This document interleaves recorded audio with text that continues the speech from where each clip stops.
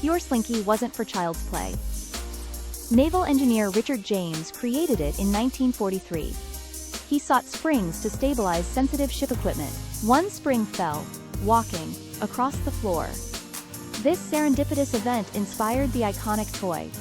Similarly, the microwave oven began with a melted chocolate bar. In 1945, Raytheon engineer Percy Spencer worked with magnetrons.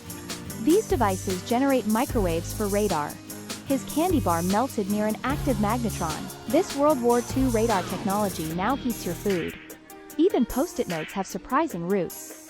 Spencer Silver developed a low-tack adhesive in 1968. He couldn't find a practical use for years.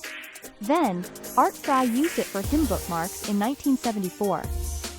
These everyday items reveal profound scientific journeys. Small discoveries often spark immense innovation.